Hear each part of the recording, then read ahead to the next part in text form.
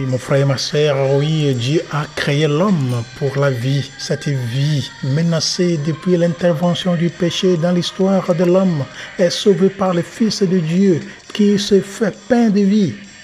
C'est la foi en ce Fils qui donne désormais accès à cette vie. Nous puisons aux sources de cette vie. Chaque fois que nous accueillons sa parole, que nous communions à son corps et en son sang, et que nous recevons les autres sacrements dans l'église, dans nos églises, nos cultes, une fois que nous nous adonnons à pouvoir écouter, lire, écouter, méditer, célébrer, partager la parole de Dieu, voilà, nous sommes en train de partager ce pain et cette coupe avec lui. Il est venu pour nous sauver, c'est lui la source de notre vie, c'est lui qui est venu pour sauver le monde.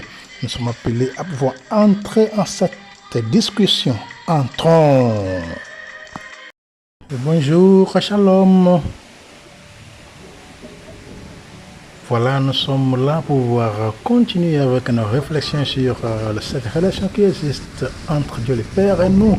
Donc, de son Fils Jésus-Christ qui est venu par pitié, par miséricorde, pour pouvoir nous sauver comme enfants de Dieu. Et voilà, aujourd'hui, nous voulons voir pourquoi Jésus est source de vie. Pourquoi Jésus est source de vie. Nous savons que c'est Dieu le Créateur qui a créé le monde. Mais nous, étant chrétiens, nous savons qu'il y a Dieu le Père, Dieu le Fils et Dieu l'Esprit Saint. Dieu le Père qui est le Créateur du ciel et de la terre, Dieu le Fils qui est venu pour pouvoir sauver la création, surtout l'homme qui est au centre du monde. Et après avoir sauvé l'homme peut être en mesure de sauver le reste, car l'homme est le co-créateur avec le Seigneur, le co-créateur avec le Seigneur. Dieu passe par l'homme pour pouvoir achever tout ce qu'il n'a pas encore créé physiquement. Et puis l'Esprit Saint qui est le réconciliateur, qui est celui qui nous inspire, l'inspirateur, celui qui vient à notre aide, à notre courage, qui vient nous encourager lorsque nous sommes même fatigués de prier, lorsque nous sommes nous ressentissons étourdis dans nos prières, où rien ne marche plus dans notre vie. Donc c'est l'Esprit Saint qui vient nous aider pour prendre le restant de nos prières au Seigneur, à Dieu le Père. Donc pourquoi Jésus est source de vie? Nous allons voir cela en Jean chapitre 6, verset 35 au 40. Je lis, c'est très court. Après avoir multiplié le pain, Jésus disait à la foule des Juifs, « Moi, je suis le pain de la vie. Celui qui vient à moi n'aura plus jamais faim. Celui qui croit en moi n'aura plus jamais soif. Mais je vous l'ai déjà dit. Vous avez vu et pourtant vous ne croyez pas. Tout ce que le Père me donne viendront à moi. Et celui qui vient à moi, je ne vais pas le jeter dehors, car je ne suis pas descendu du ciel pour faire ma volonté, mais pour faire la volonté de celui qui m'a envoyé. Or, la volonté de celui qui m'a envoyé, c'est que je ne perde aucun de ceux qu'il m'a donné, mais que je les ressuscite tous au dernier jour. Car la volonté de mon Père, c'est que tout homme qui croit, tout homme qui voit le Fils et croit en lui, obtienne la vie éternelle. Et moi je le ressusciterai au dernier jour. voilà ce que la parole de Dieu nous a dit et ce que nous venons de lire, c'est ça même, ce que nous allons discuter et que pourquoi Jésus est la source de la vie. Ça, Jésus est la source de votre vie, de notre vie, de vos vies, de la vie de toute l'humanité. Si nous écoutons bien, pour pouvoir bien comprendre ce texte que nous venons d'écouter, de lire ensemble, les foules avaient été insensibles à la nourriture que le Seigneur leur avait donnée. C'est pourquoi il peut leur parler maintenant d'une autre nourriture, celui qui vient du ciel. Les Juifs savaient très bien que les pères, autrefois, avaient mangé la manne au désert. Et pourtant, ils étaient morts. Tandis que le Seigneur Jésus, lui, est maintenant le pain vivant qui vient du ciel, celui que le Père a envoyé pour donner la vie au monde. Les Juifs veulent avoir ce pain-là. La femme samaritaine, elle aussi, avait dit, Seigneur, donne-moi cette eau. Vous voyez, c'est dans Jean chapitre 4, verset 15, ça. Vous voyez, donc afin d'avoir la vie éternelle, il faut croire. Croire en celui que le Père a envoyé. Vous voyez, donc dans Jean chapitre 6, là, verset 29, 35, 40, 47, on voit tout ça là. Donc il n'y a pas d'autre chemin que de venir à Jésus pour avoir la vie éternelle. Donc Jésus, il est là. C'est un carrefour pour le salut, un carrefour pour la réussite. C'est une clé, c'est un mantra. Jésus-Christ est une clé secrète. C'est une clé secrète, cachée. Si nous la cherchons, nous allons la trouver. Et quand nous la trouvons, et nous l'utilisons selon, disons, si nous l'utilisons positivement, ça nous donnera des résultats positifs. Donc le Père a envoyé le Fils sur la terre pour lui amener les hommes. Vous voyez? Et le Seigneur prend soin de ce que le Père lui a donné. Tout ce que le Père me donne viendra à moi. Et celui qui vient à moi, je ne le mettrai pas dehors. La volonté de celui qui m'a envoyé, c'est que je ne perde rien de tout ce qu'il m'a donné. Vous voyez? Donc c'est du verset 37 et verset 39 de Jean chapitre 6, c'est ça. Donc le Seigneur pourra confirmer plus tard, à la fin de son ministère sur la terre, que j'ai gardé ce que tu m'as donné. Et aucun d'eux n'a été perdu. Voilà, le Seigneur Dieu, c'est lui qui nous appelle, c'est lui qui nous prépare et nous laisse à la suite de son Fils. Dieu nous a créés, il nous a créés, nous a mis dans nos parents, nous a fait sortir d'eux, il nous a préparés, il nous a laissés à la suite de son Fils. Son Fils qui nous dit qu'il est le chemin, le seul chemin, la seule vérité et la seule vie. Donc quand nous suivons Jésus-Christ, tout sera bien réglé entre nous et le Père et Dieu le Père. Donc Jésus ajoute encore, la volonté de mon Père, c'est que quiconque discerne le Fils et croit en lui ait la vie éternelle, et moi je le ressusciterai au dernier jour. Donc au dernier jour, le Seigneur Jésus va nous ressusciter, ceux qui croient en lui. Vous voyez, ça c'est verset 40 de Jean 6. Donc il s'agit de discerner le Fils de Dieu, descendu sur la terre pour apporter la vie éternelle. Vous voyez, vous et moi, c'est ça, nous sommes en train de chercher ce qu'est la vérité, ce qui peut nous sauver. C'est pour cela qu'il y a beaucoup de gens qui sont en train de chercher ce Dieu-là à travers les cailloux, à travers les esprits mauvais, à travers, disons, plusieurs manières. Vous voyez, on cherche Dieu. Qui est le vrai Dieu? Vous voyez, Qui est ce vrai Dieu? Chacun le cherche. Chacun le cherche de sa manière. Les traditionalistes le cherchent en versant le son des animistes. Vous voyez, à travers le versement de son par terre, par les statues, sur les statues, ainsi de suite, avec des incantations, avec des libations, et beaucoup de choses là, dans nos vies. Vous voyez, mais tout ce qu'ils sont en train de faire, ce que nos frères et sœurs sont en train de faire, ce sont les choses du passé. Mais l'homme naturel ne peut pas voir ni comprendre ces choses. Il faut passer par la nouvelle naissance. Il faut l'action de l'Esprit Saint, l'Esprit de Dieu, pour saisir sa réalité par la foi. Donc si nous parlons de la foi, si nous parlons de croire en Jésus, ça dépasse le versement du sang sur les statuettes, sur les pierres, sur les cailloux, sur les terres fabriquées.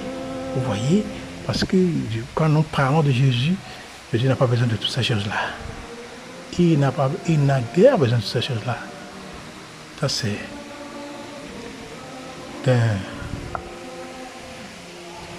d'un côté, d'une part. Maintenant, d'autre part, il faut savoir que Jésus-Christ, Fils de Dieu, est venu en ce monde pour sauver les hommes de la mort du péché. Oui, nous sommes dans les péchés tous les jours. Du matin au soir, nous sommes dans les péchés. Mentir, voler, tuer, l'hypocrisie, médisance, ainsi de suite. Qui croit en cela vient à Dieu. Donc, qui croit que Jésus est venu pour nous sauver du péché, pour sauver le monde des hommes de la mort du péché, qui croit en cela vient à Dieu. Qui vient à Dieu ne sera pas rejeté, car le désir de Dieu est que tous les hommes aient la vie éternelle. Dieu ne nous a pas créés pour nous tuer, pour nous ravager, pour nous détruire. Même c'est pour cela que Dieu a regretté, après avoir détruit l'homme à Sodome Gomorrhe et avec des déluge. Dieu a regretté, il ne veut point détruire l'homme par l'eau, ni par feu. Vous voyez? Donc Jésus nous a montré le chemin par sa parole. Il nous enseigne ainsi la bonne route pour aller vers le Père. Mais plus encore, il s'est fait lui-même notre nourriture pour que nous trouvions en lui la force de vivre selon notre foi et selon son amour. Donc, il nous dit à nous aussi, vous avez vu, et pourtant vous ne croyez pas. Nous avons en effet le sacrement de l'Eucharistie. Mais qu'en faisons-nous? Voyez, quand nous parlons de l'Eucharistie, ça c'est pour l'Église catholique. Pour d'autres cultes, les chrétiens qui sont en train de faire cela aussi, en priant sur le vin et du pain, pour dire que c'est ça, la nourriture du Seigneur, la dernière scène de notre Seigneur Jésus-Christ, avec ses disciples, avec ses apôtres, ensemble. C'est ça que l'Église catholique appelle l'Eucharistie. Ça, c'est le corps et sang du Christ. Après avoir prié sur le pain et le vin, ça devient le corps et sang du Christ. C'est la foi qui parle là-bas. Ce n'est pas blablabla, mais c'est la foi qui parle. Vous voyez? Et c'est une puissance qui est là. Jésus qui était là avant, il est encore là aujourd'hui. Jésus aujourd'hui est répandu plus qu'avant. Maintenant, il suffit seulement de croire en Jésus-Christ et c'est tout ce qu'on veut, ça va se réaliser. Croyons-nous que c'est vraiment Jésus-Christ en personne qui est dans l'Eucharistie? Si oui, alors quelle est notre vie réelle avec Jésus qui demeure en nous, au cœur même de notre vie de tous les jours? Voilà, Jésus est proche de nous. Il est là toujours en train de frapper à notre porte. Il dit que voilà, je suis à votre porte, je frappe. Quiconque écoute ma voix et m'ouvre la porte, j'entrerai, je m'attablerai avec lui, je mangerai avec lui, voilà. être avec Jésus, Jésus avec vous, être avec Jésus, Jésus avec nous, la vie devient facile. Il faut que vraiment nous croyions en celui-ci. Vous voyez, nous voulons demeurer avec lui, lui aussi demeurer avec nous. Donc nous sommes avec lui, lui il est avec nous. Ensemble, nous marchons, la main dans la main. Voir le Christ communier en son corps et en son sang. Et ne pas vivre selon son appel, au fond de notre cœur, nous fait ressembler aux gens de son temps, qui le voyant et ne croyaient pas. Donc, ils le voyaient et ne croyaient pas. Et Dieu veut que nous vivions avec lui éternellement. Mais il dépend de nous de le vouloir et de le vivre déjà ici-bas, dès aujourd'hui. Dieu veut que nous soyons sauvés. Dieu veut nous sauver toujours. Il est toujours avec nous. Nous ne devons pas rester très loin de lui. Nous devons rester toujours proches du Seigneur. Car il est là avec nous. Il est là pour pouvoir nous sauver. C'est pour nous sauver qu'il nous a créés. Il veut toujours nous guider. Si Dieu ne veut pas nous sauver, nous guider, si Dieu ne veut pas notre salut, pourquoi il va envoyer des rois, des juges, des prophètes, ceux qui pouvaient sauver? Pourquoi nous a envoyé ça? Et finalement, celui sur qui tous parlèrent est venu. Et c'est Jésus-Christ, ce Messie, dont même le démon en a témoigné. Je te connais, tu es le Fils de Dieu. Tu es fils de David. Tu es le Messie. Voilà, c'est celui-là. Donc en Jésus, nous voyons le juge. En Jésus, nous voyons le roi. En Jésus, nous voyons le prophète. Jésus est venu comme résumé de tous ceux qui sont venus avant lui. Tous ceux qui l'ont précédé entendent parler de lui. Sur ce Fils de Dieu qui devrait venir sauver le monde.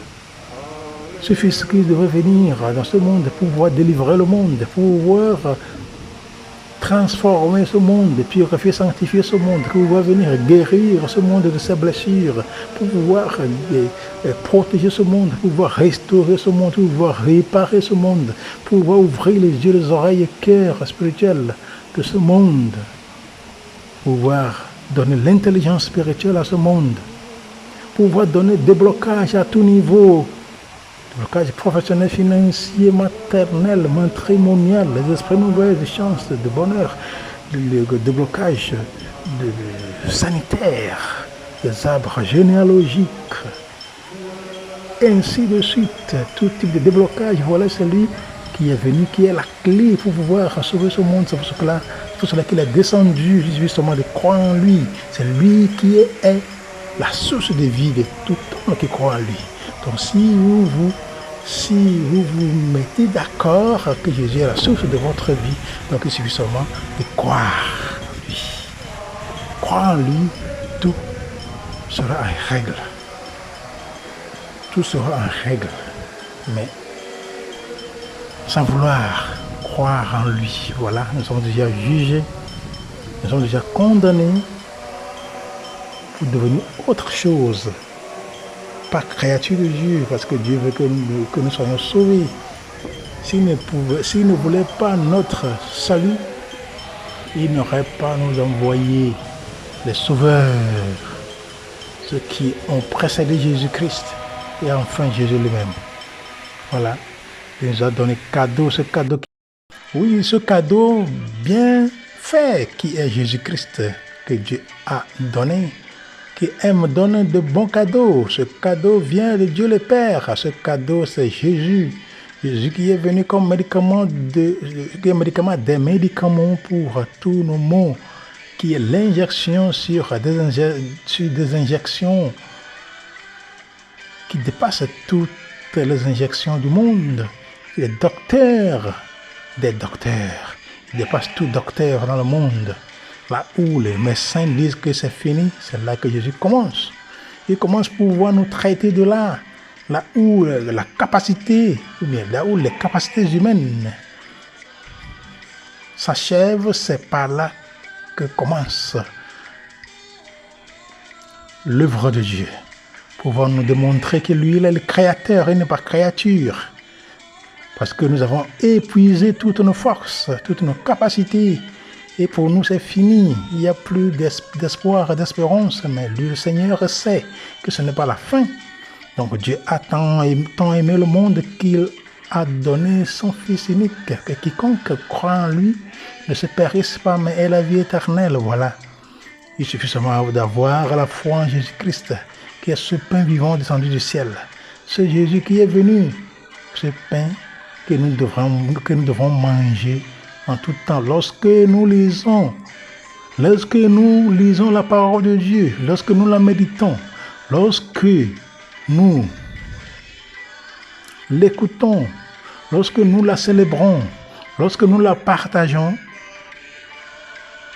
au milieu de nous, partout où nous soyons, nous sommes en train de faire quoi? De manger ce pain. Parce que ce pain, pas nécessairement pain, pas nécessairement l'Eucharistie, mais aussi sa parole, cette parole qui a changé, qui a transformé le pain et le vin d'être le corps et sang de Christ. C'est ça. Donc cette parole est extrêmement nécessaire, est super nécessaire. Sans la parole, rien n'est créé. Donc cette parole, qui est la parole de Dieu, le verbe qui s'est fait chair, est très nécessaire, est primordiale dans notre vie. Nous devons la centraliser en tout temps dans notre vie et nous voulons être sauvés parce que c'est elle la source de vie. Jésus est la source de notre vie, la source de vie de toute l'humanité, de toute la création. Lorsque nous remettons tout sous lui, il réalisera des merveilles dans notre vie. Merci beaucoup d'avoir écouté. Et nous continuons par prier à ce que le Seigneur puisse nous donner l'intelligence spirituelle, pouvant bien comprendre sa parole en tout temps et la mettre en pratique pour notre salut. Que la cour céleste, guidée par la Vierge Marie, puisse intercéder pour vous en tout temps. Que Jésus-Christ soit cette clé qui débloque tout blocage que vous avez, que nous avons tous, pour nous débloquer de tout ce dont nous avons besoin. Et que nous continuions par prier les uns pour les autres. Que le Seigneur soit toujours proche de nous pour notre salut. Ne pas oublier de vous abonner, liker, commenter, partager la vidéo.